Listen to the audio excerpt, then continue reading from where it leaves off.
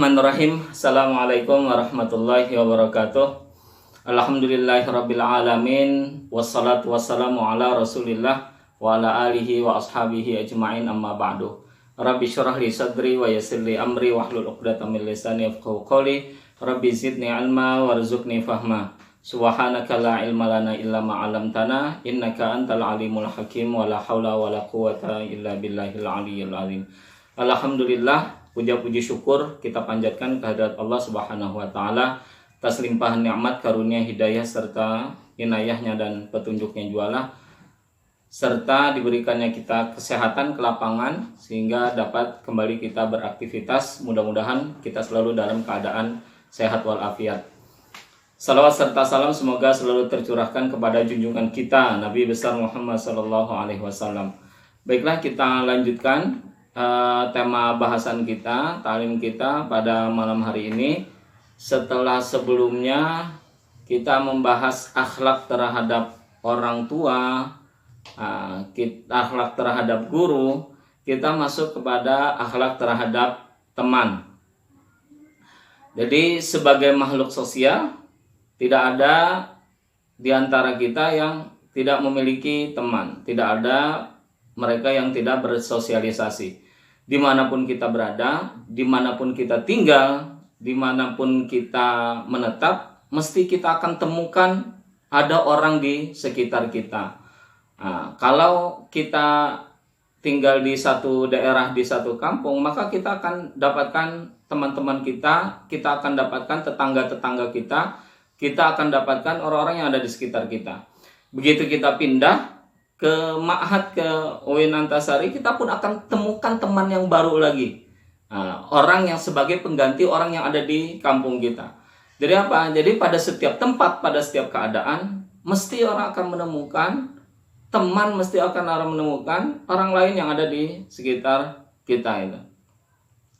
Maka dalam hal ini, Imam Syafi'i, beliau pernah menyatakan bahwa kaitannya dengan teman itu, jangan khawatir kita akan kehilangan teman, maka di setiap tempat pun kita akan menemukan teman sebagai pengganti dari teman kita yang ada itu. Imam Syafi'i berkata, "Safira tajid awadan amman tufariquhu fansab fa innal ladzidal aishi fin nasab," kata Imam Syafi'i.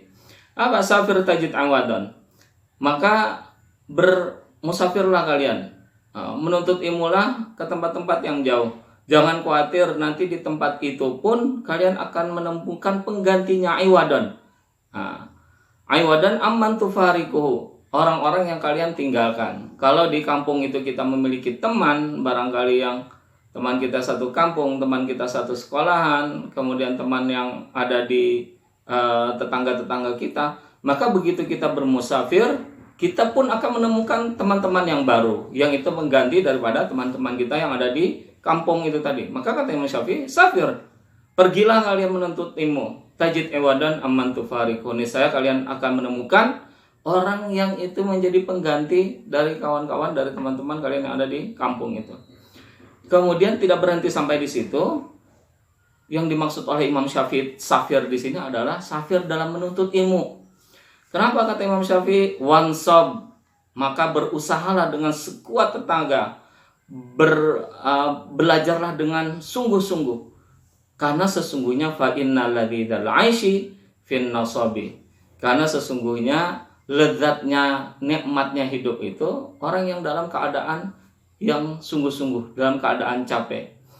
Kita akan merasakan nikmatnya tidur kalau kita setelah satu hari penuh kita beraktivitas. Kita akan nanti akan mendapatkan nikmat hasil dari belajar kita kalau selama belajar kita memang dalam sungguh-sungguh. Kita akan menikmati usaha kita, menikmati hasil yang kita capai kalau memang hasil itu didapatkan dari yang sungguh-sungguh. Tapi kalau kita mendapatkan hasil itu bukan karena sungguh-sungguh, tapi hasil itu didapatkan dari misalnya kita mengambil hak-hak orang lain, maka kita pun tidak akan merasakan nikmatnya itu. Karena kenapa kata Imam Syafi'i, ini wajatu kufal ma yufsiduhu. Kalau orang itu berhenti pada satu tempat, itu sering orang itu tidak berkembang. Kata Imam Syafi'i itu, saya sering menemukan air itu itu rusak, itu kenapa? Karena dia berhenti. Tapi kalau kita beraktivitas, kalau kita berhijrah, kalau kita bermusafir, kalau kita pergi dari satu tempat ke tempat yang lain, kemudian kita menuntut ilmu sebanyak-banyaknya dari tempat-tempat yang kita kunjungi, maka itu akan menggerakkan seluruh energi kita. Tapi kalau kita hanya berada di satu tempat saja, di kampung saja, maka tidak akan membangkitkan kemampuan kita, tidak akan membangkitkan potensi diri kita, tidak akan membangkitkan energi kita. Nah, itu beda kalau seandainya kita menuntut ilmu jauh dari tempat kita. Kemudian apakah memilih teman itu penting? Sebagian orang kadang-kadang berpikiran, kalau berteman itu jangan pilih-pilih. Kalau berteman itu jangan hanya satu kelompok saja yang ditemani, yang satu lagi tidak. Nah, siapapun kita temani. Nah, jadi tidak ada istilah memilih teman itu, pilih-pilih teman itu. Nah, apakah pikiran bahwa pendapat bahwa yang mengatakan bahwa kita tidak perlu pilih-pilih teman, kita tidak perlu memilih teman, itu apakah pendapat yang betul atau tidak? Nah, perlu diketahui bahwa orang itu banyak yang baik karena pengaruh dari teman. Tapi tidak sedikit pula orang yang kemudian dia terjerumus dalam hal-hal yang buruk, melakukan hal-hal yang buruk juga karena teman. Nah, jadi teman itu sangat berpengaruh terhadap kebaikan dan keburukan seseorang. Teman itu, kita berteman itu bukan hanya berteman dengan fisiknya saja, tapi berteman dengan sikapnya juga. Nah, yang dimaksud tadi dengan pilih-pilih teman itu, barangkali pilih teman secara fisik, tapi tidak pilih teman dalam hal kebaikan dan keburukan. Kalau dalam hal kebaikan dan keburukan, harus kita pilih-pilih teman. Nah, jangan semua orang kita temani, jangan semua orang kita kawani. Kenapa? Karena teman itu yang akan mempengaruhi sifat kita, yang akan mempengaruhi kebaikan kita dan keburukan kita.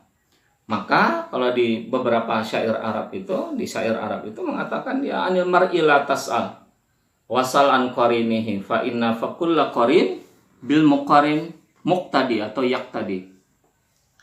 Jadi kalau orang itu mau tahu bagaimana sesungguhnya seseorang, maka kita tidak perlu wasalan, tidak perlu menanyakan orang itu langsung. Kamu baikkah, tidakkah?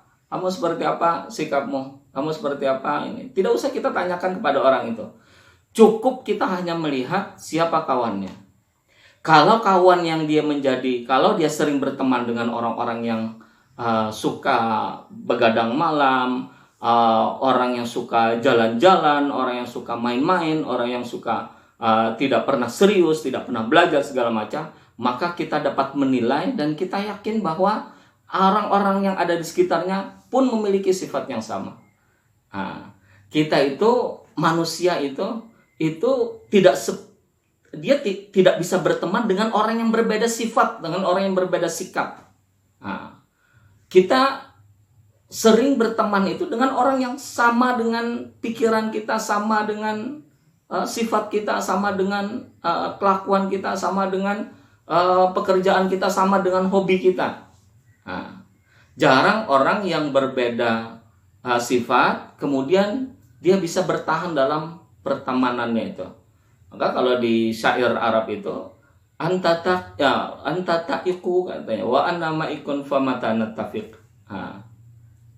Kamu itu orangnya suka menangis, wa anama ikun, sedangkan saya orangnya berbeda sikapnya itu, famatanatafiq. Bagaimana kita bisa bersatu? Ini orang seringkali memiliki satu teman dengan teman yang lain itu memiliki sifat yang sama. Jadi susah kita akan temukan bahwa orang itu bisa berbeda dia.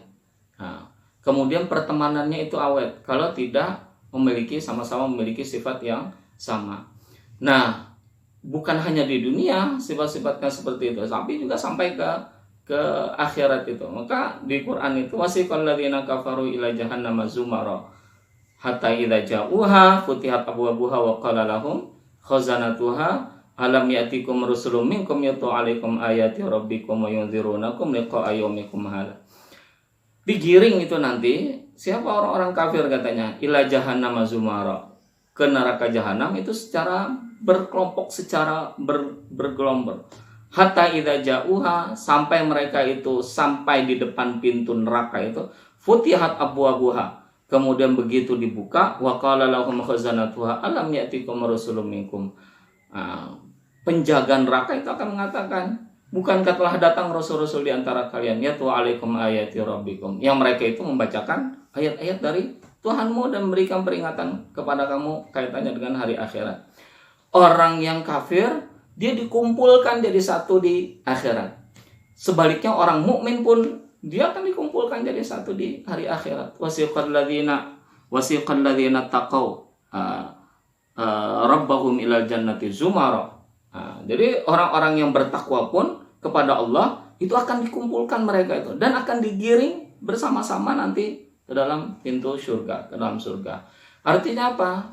Artinya bahwa kelompok per kelompok itu memiliki sifat yang sama. Bukan hanya di dunia, tapi juga sampai ke akhirat. Kelompok orang-orang mukmin dijadikan satu kelompok. Kelompok orang-orang yang kafir jadikan satu kelompok. Kelompok orang-orang yang munafik jadikan satu kelompok. Tidak bisa digabungkan antara orang-orang yang mukmin dengan orang-orang yang munafik. Orang-orang yang mukmin dengan orang-orang yang kafir tidak bisa digabungkan. Kenapa? Karena mereka memiliki sifat, memiliki keyakinan yang berbeda. Perbedaan itu yang susah untuk disatukan, susah untuk dikumpulkan. Sama halnya kita memiliki grup-grup di WA itu, WhatsApp itu, atau grup-grup di Instagram, atau grup-grup di Facebook. Orang yang kecenderungannya itu kepada kebaikan, maka dia akan menyatu, mengumpul itu. Dia akan mencari kelompok-kelompok yang itu dapat membawa dia kepada kebaikan. Tapi kalau orang yang bawaannya, sifatnya itu lebih kepada bawaan-bawaan yang tidak baik, maka dia akan kumpul dengan orang-orang yang tidak baik juga. Jadi satu grup itu grup yang tidak baik.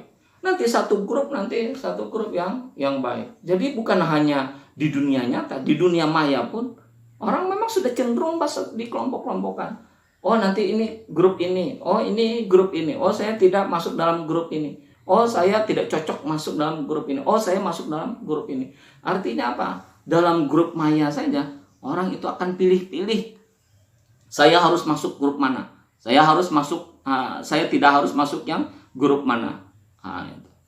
Maka perlu dalam memilih teman itu. Dan itu dinyatakan juga oleh Nabi. Nabi mengibaratkan antara orang yang baik dengan orang yang orang yang baik kemudian dia berteman dengan orang yang baik.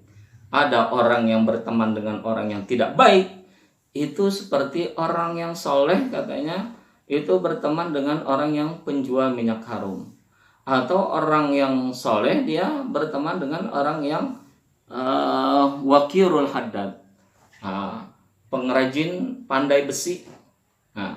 Jadi kalau orang itu baik kemudian dia berteman dengan orang yang baik, orang yang baik itu yang diibaratkan oleh Nabi di hadis ini itu adalah orang yang penjual minyak wangi.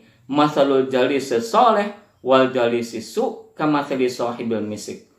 Orang yang baik, orang yang soleh, kemudian dia berteman dengan orang perumpamaan orang yang baik dan orang yang teman yang baik kata Nabi itu dengan teman yang buruk itu, dengan teman yang tidak baik itu perumpamannya kamathali sahibil misik wakirul haddad, seperti orang yang berteman dengan penjual minyak wangi dan orang yang ahli atau pandai besi. Kalau orang itu dia baik, kemudian temannya itu juga baik, temannya itu penjual minyak wangi, maka paling tidak katanya sahibul misik innama nashtarihi imma nashtarihi au tajid rihahu. Jadi kita akan mendapatkan paling tidak, kalaupun kita tidak membeli dari dia minyak wangi itu untuk mendapatkan harum dari wangi itu, paling tidak kita dapat mencium wangi dari minyak harumnya itu. Itu kata Nabi, itu tidak secara langsung. Jadi kita punya teman yang baik.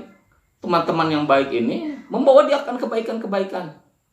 Kalaupun kita tidak langsung berubah sifat kita mengikuti sama dengan teman kita yang baik itu tadi, setidaknya kita mengetahui kebaikan-kebaikan yang dilakukan oleh kawan kita itu. Setidaknya sedikit banyaknya kita akan terpengaruh untuk berbuat baik juga. Tapi kalau orang itu yang baik kemudian dia berteman dengan orang yang tidak baik, itu sama dengan orang yang berteman, orang yang memiliki teman sebagai pandai besi, kata Nabi. Kenapa pandai besi itu paling tidak ada dua, kata Nabi. Yahriku badanahu aw thawbahu aw tajid min harihan. Kalau dia tidak membakar badannya atau pakaiannya, maka paling tidak tajid minhu harihan khabithah. Paling tidak kita akan mencium bau yang tidak sedap dari pandai besi itu. Artinya apa? Artinya walaupun kita tidak melakukan keburukan, sedikit banyaknya kalau dia bermasalah nanti kita akan kena getahnya. Nah, siapa kawan-kawannya? Mesti akan dicari oleh pihak yang berwenang. Nah, kalau kita berteman dengan orang-orang yang tidak baik. Nah, teman yang tidak baik itu tidak berhenti dia sampai kita di kehidupan dunia saja, tapi sampai kita ke akhirat. Nah, dan orang-orang yang tidak baik itu nanti dia di akhir akhirat itu saling bermusuhan dia. Kenapa? Karena sama halnya kita ketika kita dalam persidangan itu mungkin lah. Nah, ketika dia bermasalah kemudian dia ajukan ke pengadilan segala macam, mesti antara satu kawan dengan kawan yang lain itu tidak ada yang dia mau berkorban, tidak ada dia mau menjadi korban. Mesti dia akan menyalahkan kawan yang lainnya itu. Nah, sama nanti di pengadilan Allah itu. Nah, orang-orang yang tidak baik dia satu sama lain itu saling menyalahkan. Bahkan dia menginginkan kawannya itu disiksa lebih berat lagi dibandingkan dia. Kenapa? Karena kawannya itulah waktu dia di dunia itu yang mengajak dia kepada keburukan. Maka kata Allah itu di surah Al-Zukhruf, al-akhilla yawma idzin ba'duhum li ba'din adu illal muttaqin. Orang pertemanan itu nanti pada hari akhirat itu menjadi seolah-olah dia menjadi dulu waktu dia di dunia, tapi ketika di akhirat dia seolah-olah menjadi musuh dia. Nah, di pengadilan Allah nanti saling dia menyalahkan kepada kawan-kawan yang lain. Kenapa? Karena tidak ada orang yang siap untuk mendapatkan siksa. Tidak ada orang yang siap untuk berkorban untuk kawannya. Begitu melihat betapa besarnya siksa api neraka, dia semua takut. Nah, lantas apa? Dia akan menyalahkan kawan yang satu dengan kawan yang lain. Al-akhilla yawma idzin ba'duhum li ba'din adu illal muttaqin. Orang yang pertemanannya di dunia itu adalah pertemanan yang tidak baik, maka nanti pada hari akhirat kata Allah, mereka itu akan menjadi musuh satu dengan yang lainnya. Kecuali apa? Kecuali orang-orang yang mukmin. Kenapa? Orang-orang yang mukmin akan menjadi saksi kebaikan bagi orang-orang mukmin lainnya. Nah, ketika kawannya mendapatkan mendapatkan di akhirat itu mendapatkan penilaian yang tidak baik, maka kawan-kawan yang lain akan membela dia. Kawan-kawan yang lain akan membantu dia menjadi saksi kebaikan atas kawan-kawannya yang lain. Nah, Pak, seolah-olah di hari akhirat orang-orang yang berbuat baik itu saling tolong-menolong, saling bantu-membantu dia. Tapi sebaliknya orang-orang yang berbuat buruk di akhirat nanti satu sama lain saling menjadi musuh dia. Nah, maka lantas kalau seandainya pertemanan itu wajib kita harus pilih-milih. Tidak bisa semua orang kita jadikan teman. Tidak bisa semua orang itu kita kawannya, tidak bisa. Tapi kita harus memilih.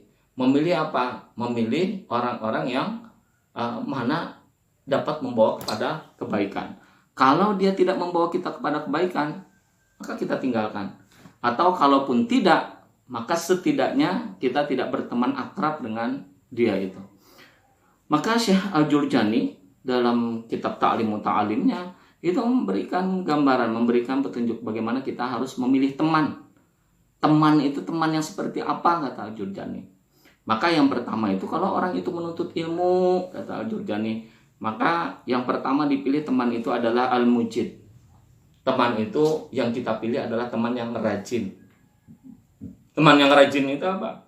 Dia suka untuk baca, dia suka untuk mengkaji, dia suka untuk belajar. Nah, itu dia sungguh-sungguh dalam mengkaji ilmu pengetahuan. Dia sungguh-sungguh dalam mengerjakan tugas dan kewajiban yang diberikan oleh dosen dan lain sebagainya. Itu Al-Mujid.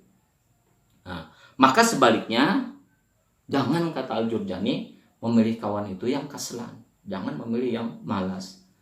Nah, nanti kalau kita berteman dengan orang yang malas, maka kita pun akan ikut malas. Nah, ketika ada tugas, ketika ada kewajiban-kewajiban, ketika ada ini segala macam. Orang yang rajin, dia tidak mengandalkan orang lain. Dia akan berusaha semampu dia dulu. Nah, tapi orang yang malas, dia tidak akan berusaha tapi mengandalkan orang lain. Kalau kita bertemu dengan orang yang malas, maka kita pun secara psikologis, secara akan ikut malas juga.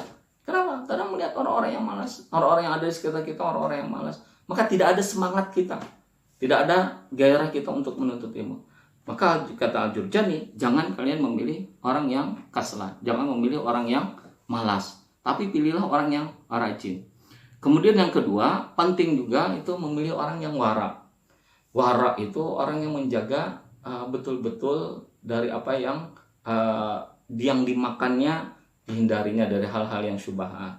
Dia hanya memilih hal-hal yang baik, hal-hal yang halal, makanan-makanan yang halal, perilaku yang baik, kemudian berpakaian secara baik. Dia menjaga dirinya, dia menjaga harga dirinya, dia menjaga sifat-sifat baiknya. Wara itu orang-orang yang tidak begitu terkait dia dengan kehidupan dunia. Dia tidak begitu tamak dengan dunia, tapi dia menjaga dirinya dari hal-hal yang mengambil punya orang dia tidak mau. Kemudian ada benda-benda, ada punya orang yang tidak jelas segala macam, dia tidak mau ambil.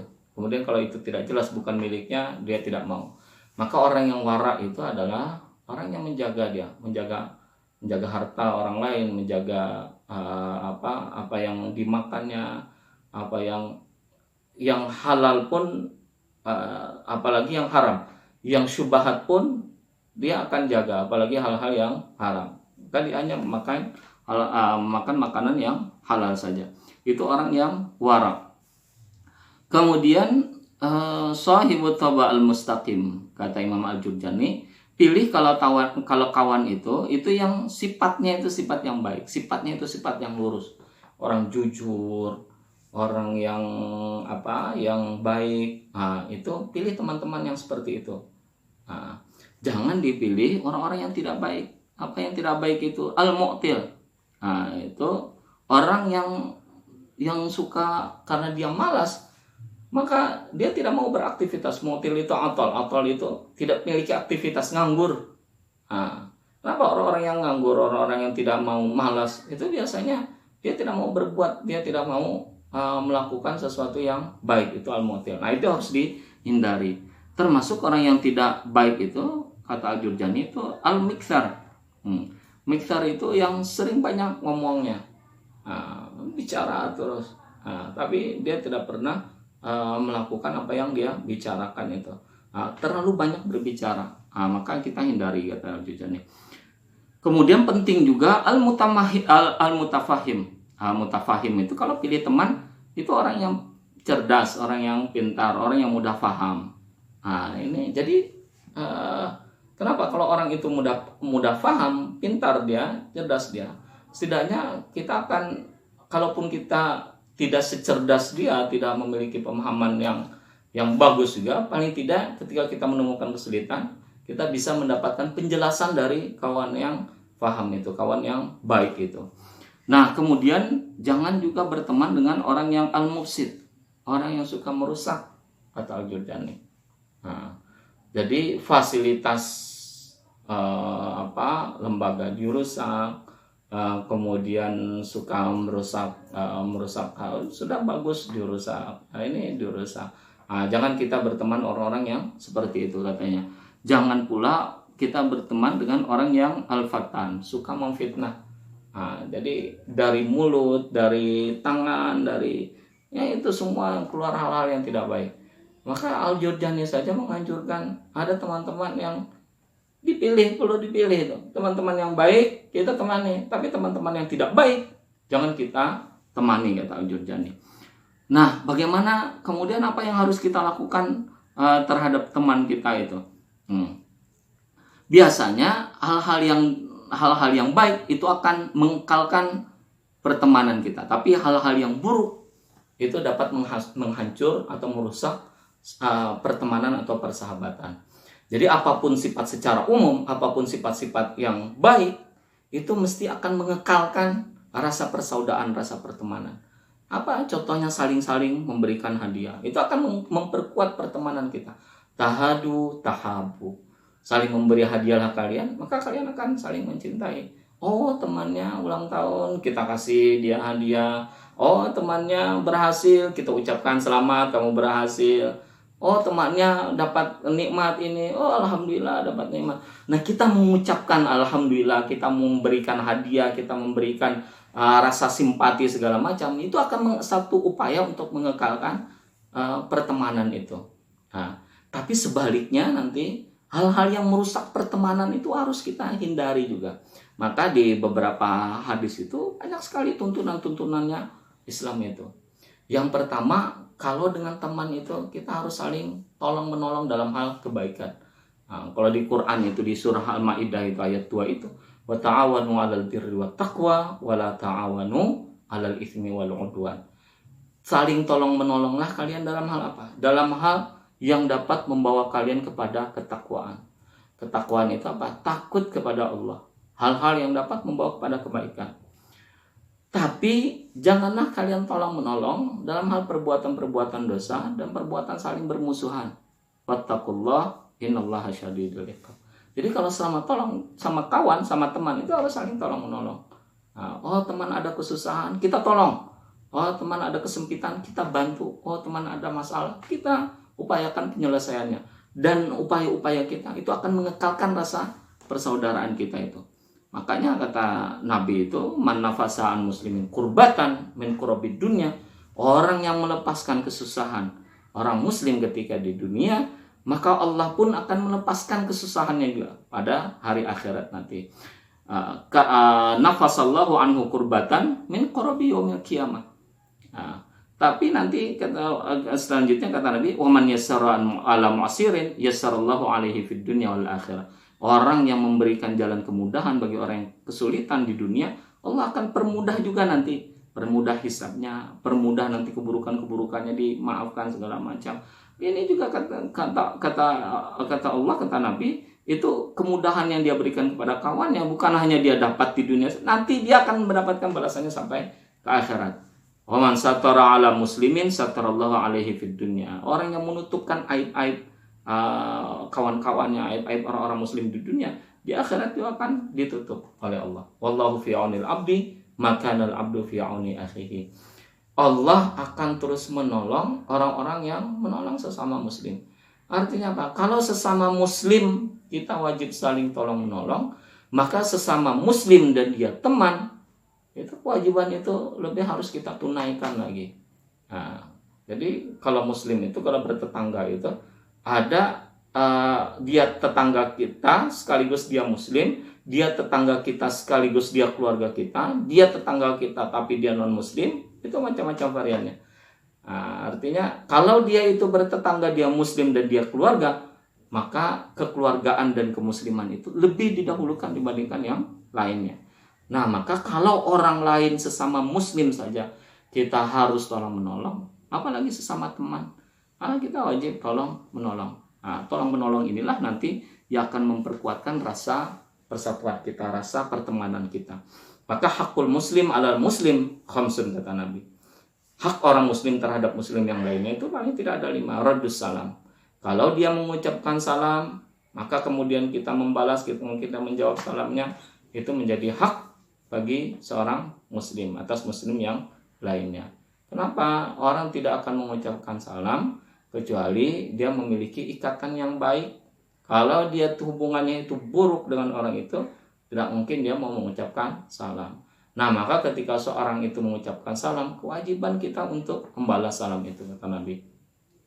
Wa iyadatul marid, orang kalau sakit, kawan sakit, jenguk. Nah, kenapa? Orang yang sakit itu orang yang perlu perhatian. Begitu kita memperhatikan, ya begitu kita datang, begitu kita jenguk, maka semakin mempererat rasa persaudaraan kita. Tapi begitu kita tidak perhatian, begitu kita tidak simpati, tidak empati terhadap kawan itu, maka akan saling melonggarkan ikatan-ikatan pertemanan, ikatan-ikatan persaudaraan itu. Maka ini menjadi hak seorang muslim, kata Nabi. Watibaul janaiz. Kalau orang itu meninggal, maka ikuti jenazahnya.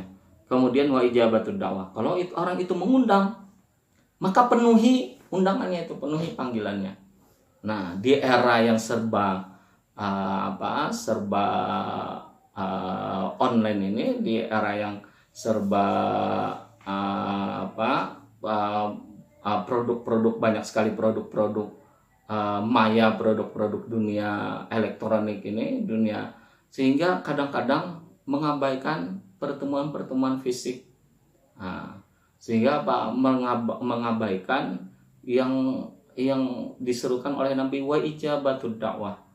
Jadi memenuhi undangan itu sering terabaikan. Karena apa? Seolah-olah ketika kita kawan mengundang, ketika kawan mendapatkan nikmat segala macam, atau mendapatkan musibah, kita sering hanya komen saja, komen di Facebook, komen di WA, komen di begitu ada kawan yang meninggal, innalillahi wa inna ilaihi rajiun. Ketika ada anaknya melahirkan, kemudian tasmiyah, alhamdulillah, mudah-mudahan jadi anak yang soleh.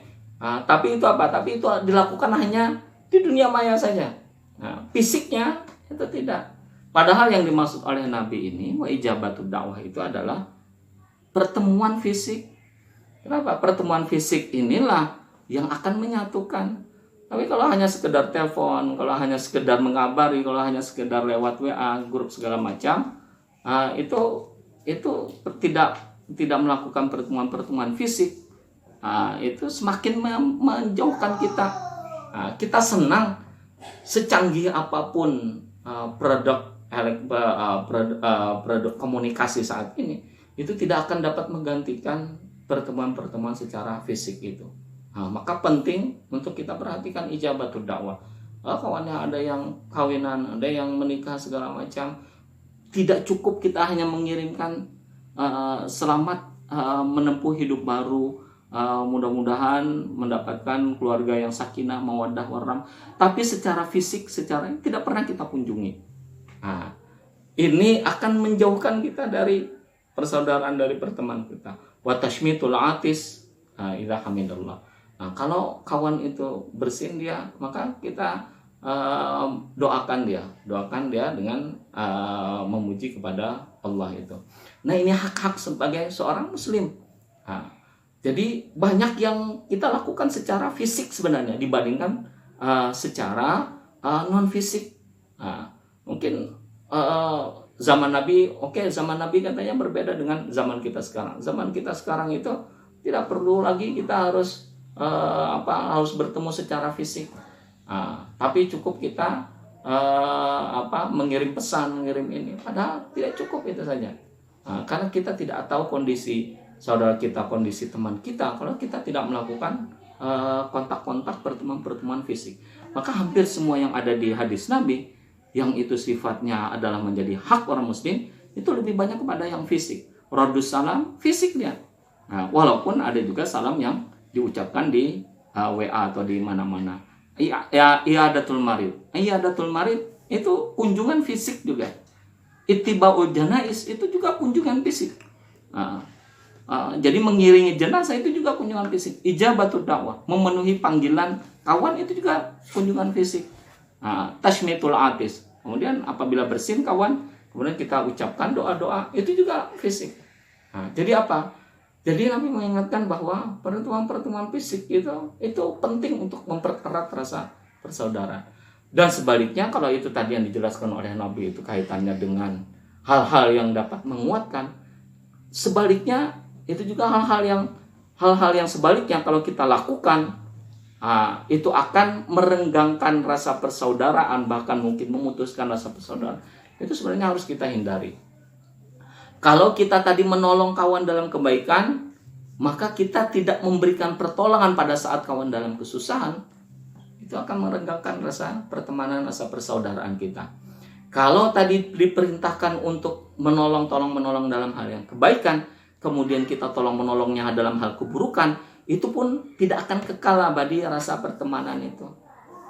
Kalau kita melanggar hak-hak kawan, barang kawan, ini kawan, kemudian kita kita ambil, yang bukan haknya kita ambil, itu pun akan menghilangkan rasa persaudaraan. Kita pinjam uang kawan, kemudian kita janjikan bahwa nanti kita akan kembalikan setelah kita dapat kiriman ini segala macam. Ternyata ketika kawannya itu tidak punya uang juga, kemudian dia meminta uang yang dia pinjam kemarin itu, kemudian ternyata kawan itu tidak mengembalikan atau tidak menunaikan kewajibannya, janjinya tidak terpenuhi segala macam. Ini pun kemudian lantas dapat memutus rasa persaudaraan itu. Nah, maka apapun yang dapat mempererat rasa persaudaraan itu mesti jadi perintah oleh Quran dan oleh Nabi. Tapi sebaiknya apapun yang itu dapat merenggangkan rasa persaudaraan dan rasa pertemanan, mesti itu dilarang oleh Nabi, mesti itu dihindari.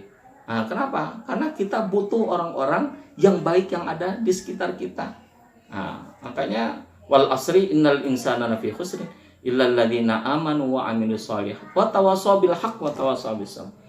Jadi kawan yang baik itu dia akan melakukan satu, yang pertama tawassaw bil haqq. Dia akan saling menasihati, saling nasihat menasihati dalam hal kebaikan. Kemudian yang kedua wa tawassaw bis sabr.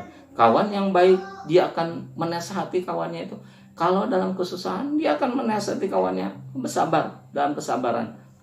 Atau kawan itu kalau dia menyimpang kepada yang keburukan, maka kawannya akan memberikan peringatan, bukan malah mendorong kawan itu untuk berbuat baik, untuk berbuat buruk, tapi dia akan menasihati, untuk melakukan kebaikan-kebaikan itu, dan menghindari kawan-kawan itu untuk dia berlaku yang buruk, berlaku tidak baik. Ini watawassaw bil haqq watawassaw bis sabr. Maka kata Nabi, unsur akhaka zaliman aw madluman. Tolonglah, bantulah kawan kalian itu, baik dia keadaan menzolimi maupun dizolimi. Para sahabat bingung. Kalau dia dizolimi, ya kita bantu Nabi. Tapi kalau dia menzolimi bagaimana? Menzolimi itu caranya Nabi hentikan perbuatan zalimnya itu. Itulah bentuk kita menolong kepada teman. Artinya apa? Kalau dia mau melakukan keburukan, jangan kita dorong dia lebih melakukan keburukan itu. Tapi apa? Kita cegah dia. Dengan kita mencegah itu artinya kata Nabi kita menolong kawan kita itu. Tapi kalau kita mendorong kawan kita untuk melakukan keburukan, itu sama kita menjerumuskan kawan itu kepada keburukan. Ini yang dimaksud oleh Nabi unsur akhaka zaliman aw madluman. Simpulannya adalah yang pertama bahwa bagaimanapun kita tidak mungkin bisa hidup tanpa teman. Teman itu penting. Karena apa? Karena mereka lah yang akan membantu kita, menolong kita, mendukung kita dalam hal-hal kebaikan. Tapi kalau kita mau melakukan keburukan, teman kita itu akan mengingatkan kita dan bahkan mungkin mencegah kita. Maka penting pula kita memilih teman-teman yang baik. Tidak semua orang bisa dapat kita jadikan teman. Tidak ada istilah jangan pilih-pilih teman, tapi sebaliknya harus teman itu harus kita pilih. Yang kita pilih yang seperti apa? Bukan fisiknya, bukan hartanya, bukan cantiknya, gantengnya, gagahnya, bukan. Tapi apa? Kawan yang dapat membawa kita kepada kebaikan. Sehingga pertemanan itu tidak berhenti dia di kehidupan dunia, tapi juga dia akan dibawa dalam kehidupan akhirat. Nanti kita akan digiring sama-sama. Maka begitu di dunia pun sama, di akhirat seperti itu. Kita memiliki teman di Facebook, kalau kita baik, teman-teman kita yang ada di Facebook adalah orang-orang yang baik, maka meskipun kita tidak melakukan kebaikan, paling tidak kita mendengar hal-hal yang baik dari kawan kita. Tapi kalau kelompok kawan-kawan kita di dunia, grup-grup maya kita semua adalah orang-orang yang tidak baik, meskipun kita tidak melakukan keburukan, paling tidak kita mendengar hal-hal yang buruk dari kawan-kawan kita itu. Maka disinilah pentingnya memilih teman. Maka betul kata syair Arab itu yang sudah kita sebutkan sebelumnya itu, anil mar'i la tas'al wasal qarinahu fa innal qarina bil muqarini muqtadi. Kalau kita mau lihat teman itu tidak usah tanyakan ke orangnya. Tidak usah kita lihat sifat orang itu dari dirinya dosa.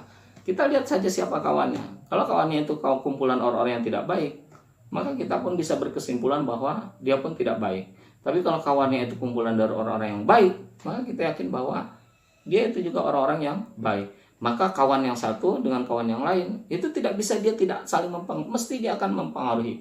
Disinilah pentingnya kita untuk memilih kawan-kawan yang baik. Barangkali demikian, mudah-mudahan manfaat. Salah hilaf mohon maaf. Wabillahi taufiq wal hidayah. Wassalamualaikum warahmatullahi wabarakatuh.